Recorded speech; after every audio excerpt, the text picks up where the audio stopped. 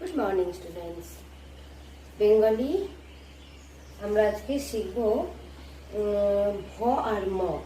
যদিও আমি দেখেছি তোমাদের বইয়ে অনেকটা কমপ্লিট হয়ে গেছে ভ ম, তো তাও জাস্ট আরেকবার করে দেখে নাও। অনেকের ভ আর ম লেখা হচ্ছে না, তো কীভাবে করতে হবে সেটা দেখে নাও। আর তার সাথে আরও কিছু বর্ণ আমরা শিখে নেব, যেটা হচ্ছে কিনা অন্তস্থ জ, র, ল। ঠিক আছে, তাহলে চলে যাও প্রথমে ভ। তো ভ কীভাবে লিখতে হচ্ছে, প্রথমে এখানে একটা সার্কেল করে ওপরে যেতে হচ্ছে, কাব লাইনের মতো নিয়ে নেমে আসতে হবে। এই হয়ে গেল ভ। আবার দেখো একটা সার্কেল আগেই করে নিতে হবে, নিয়ে কাব লাইনের মতো যেতে হবে, দিয়ে আরো আরেকবার হাফ সার্কেলের মতো করতে হবে। আরো আরেকবার দেখো,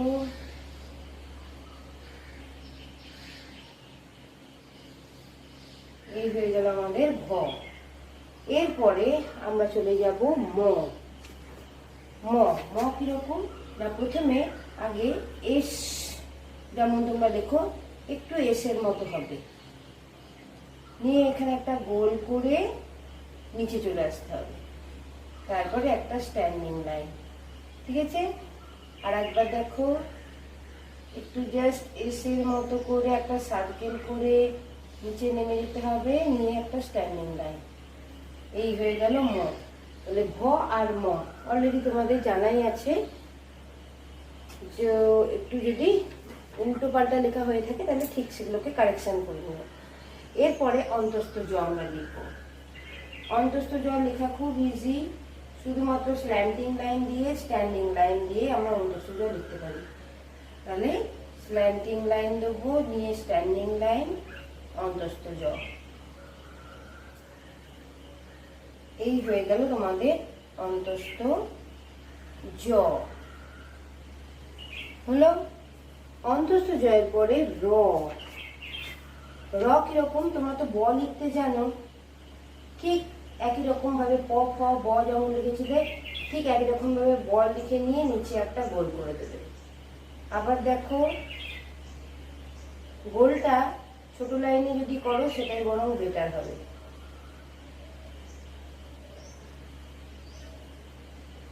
এই হয়ে গেল ব, সরি র, ঠিক দেখো বয়ের মতো দেখতে। এই হয়ে গেল আমাদের র। হলো, এরপর আমরা চলে যাব শেষে একদম, যেটা হচ্ছে ল।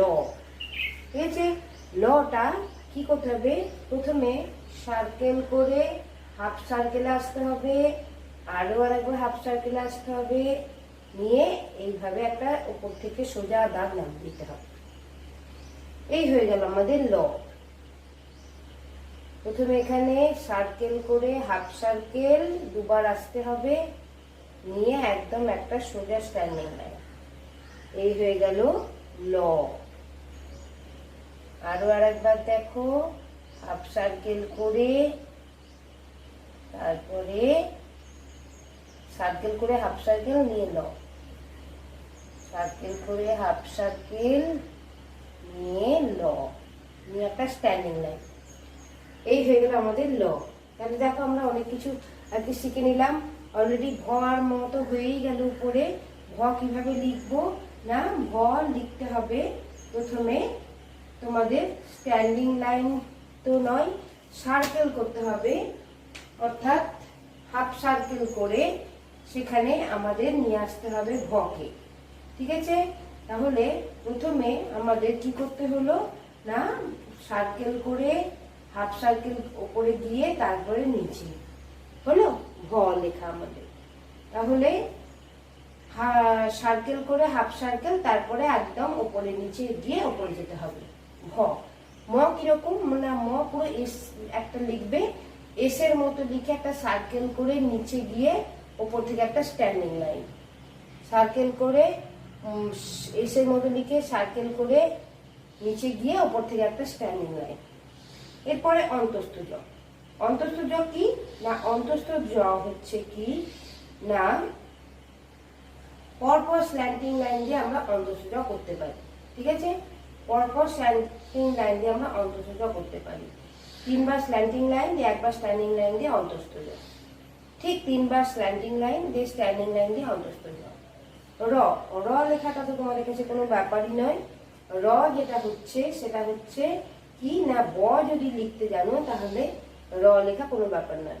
পুরো ব লিখে নিয়ে দিয়ে যেটা আমাদের ছোট লাইন আছে সেখানে একটা ছোট্ট সার্কেল করে দিতে হবে। এরপর ল, ল হচ্ছে কি না, সার্কেল এখানে একটা তৈরি করে নিয়ে হাফ সার্কেল দুবার টানতে হবে, যে উপর থেকে একটা সোজা দাগ নামবে। সার্কেল করে হাফ সার্কেল দুবার যেতে হবে, বা কার্ভ লাইনের মতো করতে পারো, উপর থেকে একটা স্ট্যান্ডিং লাইন, তাহলে হয়ে গেল আমাদের ল।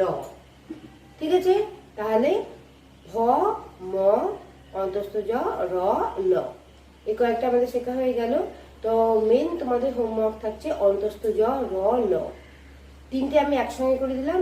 তোমরা একটা একটা করে পেজ করে লিখবে, একদিন অন্তস্থ জ, পরের দিন র, তারপরের দিন ল, এইভাবে একসঙ্গে কিন্তু নয়, যেটা আমি বারবার বলি, একসঙ্গে করতে গেলে কিন্তু হ্যান্ডরাইটিং একদমই বাজে হয়ে যাবে।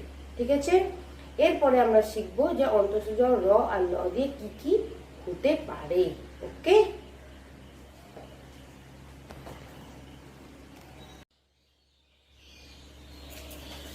এইবার আমরা দেখে নেব যে ভ থেকে ল পর্যন্ত কি কি হতে পারে। তাহলে ভ থেকে ল পর্যন্ত কি কি হতে পারে, তো ভ থেকে শুরু করার আগে প থেকে আমরা একবার শুরু করে নেব। তাহলে পয়ে কি হচ্ছে আমাদের, পয়ে পট, ফয়ে ফল, আর বয়ে বই, ভতে ভবন, আর মতে মই। এরপর অন্তস্থ জ, র, ল, এই তিনটা আমাদের একদমই নতুন। তো অন্তস্থ জতে জব, জব যদি তোমরা গম দেখে থাকো তাহলে গম হচ্ছে জবের মতোই একটি শস্য। তাহলে জব, অন্তস্থ জতে জব, রতে রথ, রথ আশা করি সবাই দেখেছো, রতে রথ, আর লতে লবণ, লতে লবণ হলো লবণ, অর্থাৎ আমরা যেটা নুন হিসেবে জানি। তাহলে এই হয়ে গেল আমাদের শব্দ একটি করে শেখা। তাহলে প্রথমেই আমরা কি শিখলাম, পতে পট, ফয়ে ফল, বয়ে বই, ভয়ে ভবন, আর ময়ে মই। এরপর অন্তস্থ জ, অন্তস্থ জয়ে কি শিখলাম, জব, রথ এ রথ, লয়ে লবণ হলো। এইভাবে তোমরা সবটা লার্ন করে রাখবে। এর বাইরেও আরো কিছু শব্দ আমরা, যেমন প থেকে ম পর্যন্ত প্রচুর শব্দ খুঁজে খুঁজে আমরা নিজেরা তৈরি করেছিলাম, সেরকম অন্তস্থ জ থেকে ল পর্যন্ত দেখবে যে তোমাদের মাথায় অন্তস্থ জ আর ল থেকে ল পর্যন্ত কি কি শব্দ আসতে পারে। তো সেটা নিয়ে আমরা আমাদের লাইভ ক্লাস আলোচনা করব। ঠিক আছে, তাহলে আজকে আমাদের ক্লাস এখানে কমপ্লিট হলো। একটা একটা করে হোমওয়ার্ক করবে আর লার্ন করতে হবে এগুলো সবগুলোই। ওকে, সো বাই বাই।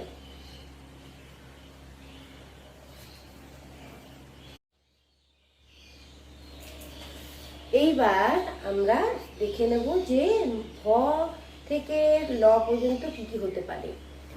তাহলে ভ থেকে ল পর্যন্ত কি কি হতে পারে, তো ভ থেকে শুরু করার আগে প থেকে আমরা একবার শুরু করে নেব। তাহলে পয়ে কি হচ্ছে আমাদের, পয়ে পট, ফয়ে ফল,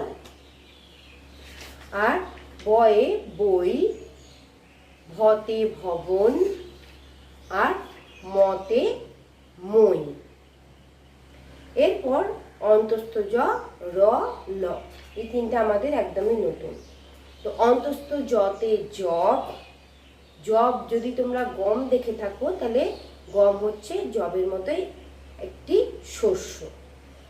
তাহলে জব, অন্তস্থ জতে জব, রতে রথ, রথ আশা করি সবাই দেখেছো, রতে রথ, আর লতে লবণ, লতে লবণ হলো। লবণ অর্থাৎ আমরা যেটা নুন হিসেবে জানি। তাহলে এই হয়ে গেল আমাদের শব্দ একটি করে শেখা। তাহলে প্রথমেই আমরা কি শিখলাম? পতে পট, ফয়ে ফল, বয়ে বই, ভয়ে ভবন আর ময়ে মই। এরপর অন্তস্থ জ, অন্তস্থ জয়ে কি শিখলাম? জব, রদ এ রথ, লয়ে লবণ। হলো। এইভাবে তোমরা সবটা লার্ন করে রাখবে। এর বাইরেও আরও কিছু শব্দ আমরা যেমন প থেকে ম পর্যন্ত প্রচুর শব্দ খুঁজে খুঁজে আমরা নিজেরা তৈরি করেছিলাম, সেরকম অন্তস্থ জ থেকে ল পর্যন্ত দেখবে যে তোমাদের মাথায় অন্তস্থ জ আর ল থেকে ল পর্যন্ত কি কি শব্দ আসতে পারে। তো সেটা নিয়ে আমরা আমাদের লাইভ ক্লাসে আলোচনা করব। ঠিক আছে? তাহলে আজকে আমাদের ক্লাস এখানে কমপ্লিট হলো। একটা একটা করে হোমওয়ার্ক করবে আর লার্ন করতে হবে এগুলো সবগুলোই। ওকে, সো বাই বাই।